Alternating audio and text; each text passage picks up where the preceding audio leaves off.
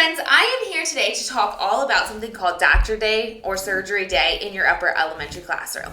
And the reason I'm making this video is this has been a best-selling product for years. It has also been something that I've used in a classroom for several years, and it is so much fun. But sometimes the explanation of it can get lost in words and people need video explanation. So I am here to kind of show you how to set up this activity if you were to do it. So what is Doctor Day? Doctor Day is where your students participate in kind of like a fake surgery, but they're actually learning a lot about the body, about doctors, about surgery through their reading, because they're going to be reading rigorous passages and answering questions based on the reading skills that you've learned throughout the year. So this is great for test prep, like if you do it around test prep time, because they're reviewing every standard and skill that you have taught throughout the year, but they are so engaged in fixing their patient that they don't even really realize that they're learning. Okay, so that is what it's really, really good for. So how does it work? It's super simple.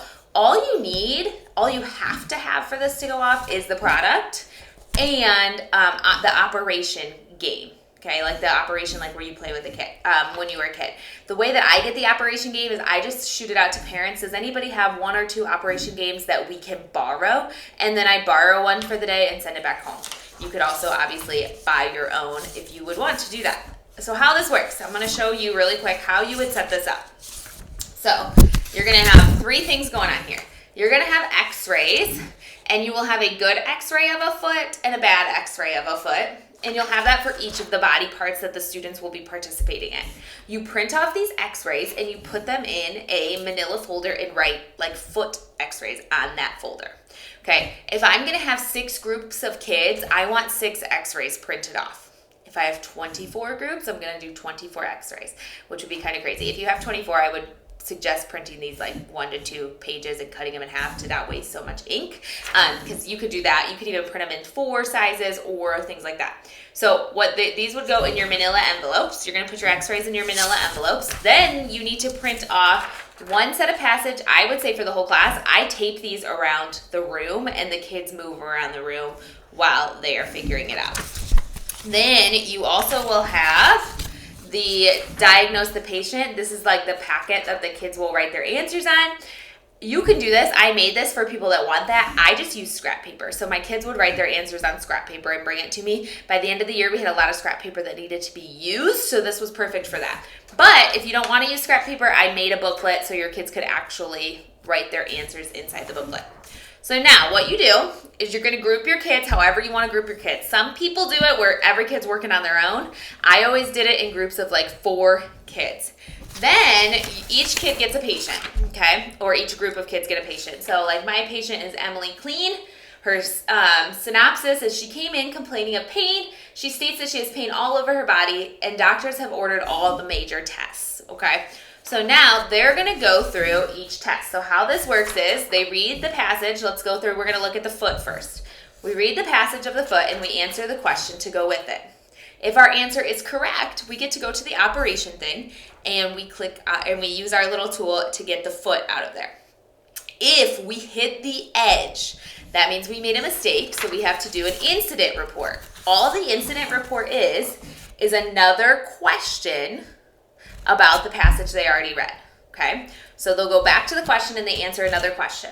They can either do the answer on a piece of scrap paper. You could do it on the packet. There's room on the packet if they have incident reports, if you decide to print the packet. Or I always had these laminated and they wrote on it with dry erase marker, okay?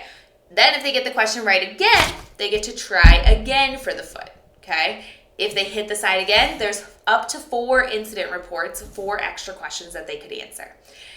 Okay, once they get it though, so let's say that they answer 4 incident reports and they still can't get the foot out, that just means that they don't get an x-ray for that one. Or you could just allow them to go. But that means that they're answering one main question about the passage, but then if they fail at the operation, they end up answering up to 5 questions about one passage. Now, let's say they get the question right, they do the operation without hitting an edge. That means they have completed this task and they get to go grab a foot x-ray. So they would go to the manila folders that you have labeled foot and they would grab one out, okay? And then they are examining this x-ray to decide does the foot have a problem? Does the foot not have a problem? And it's kind of hard to see with the screen, but you'll see right here, this foot has a little lesion growing on it where that one doesn't. Some of the x-rays are very clear that there's like the stomach x-ray, there's scissors inside the stomach. The hand x-ray, the hand is completely broken. And some of them, they actually have to kind of really analyze and decide what they think is true or false. Then on their little person, like if the foot is okay, they would just color it. If it's not okay, they maybe would put an X.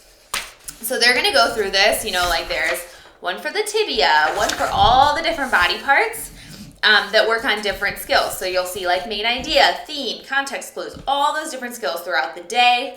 And they will be testing all the different body parts to come up with a final, what would it be called? A final diagnosis for their patient by looking at all the different x-rays that they get throughout the day. Okay, so that's how it's run. Now, how long does it take? That's always a question. If you did it in a day, for me, I would not teach it took the entire day. So we would do it in a day. We would do like a morning where maybe they would have like an hour and a half, or an hour 15. Then we would do some type of break activity because it can get exhausting. I mean, this is a lot of reading and analyzing reading, right? So it can get kind of tiring, and you don't want them to lose that engagement. So we would do the hour and a half. We would usually take a break and then do some more in the afternoon. And then we always had a doctor, nurse, surgeon, somebody come into our classroom to end our surgery day and do a little presentation, and the kids ask questions. You could also split this up. I mean, if you had like 90-minute periods, I think you could split it up into 3 class periods to do it. So it just depends on how it works with your classroom, but I would say it's gonna take you pretty much a whole day of instruction for every group to get all the way through it. Okay, so that's like all you really need to know, but there are some bonus things that I just want to share with you that I've done that kind of just add some excitement. One is, the one thing that I did last year, which was amazing, was I just asked the hospital if they had anything that they could donate, like scrubs for my kids to wear, maybe gloves, things like that. And they donated so much stuff. My kids had scrubs, they had gloves that they could wear all day, they got the little beanie caps that they could wear, and then they donated they let me borrow some medical supplies, and I could set up a table in the front of my classroom for kids to kind of do a sensory go and experience these medical supplies. Plus they brought a doctor in to talk at the end of the day. It took one email to send to my hospital, and I got all of that stuff. So I just challenge you to reach out to a local doctor's office or hospital and just see what they can do for you, okay? Because bringing in a doctor or some type of surgeon was really, really fun, because when they read all of these things, they learn a lot. And I'm telling you, by the end of the day, they had so many questions for this doctor based on their reading, which was really, really, really cool. So that is a big suggestion. Another suggestion, like an easy thing that you could do, is make their patients large, life size. So I would get that big paper that the school has, and I would roll it out on the floor and draw all the patients. And then that would be like each team had a little place on the floor that they sat to analyze their patient on. That can add, you can add I've hung blue paper on the floor and just taped x-rays all over the place to make it kind of more doctor feel. You can get any type of things that kind of make your room a doctor feel. It's going to add to the engagement of the day.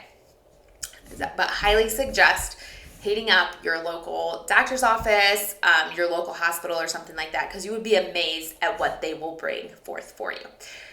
If you have any more questions after this video, all of that, please email me. My email is thefriendlyteacher@thefriendlyteacher.com.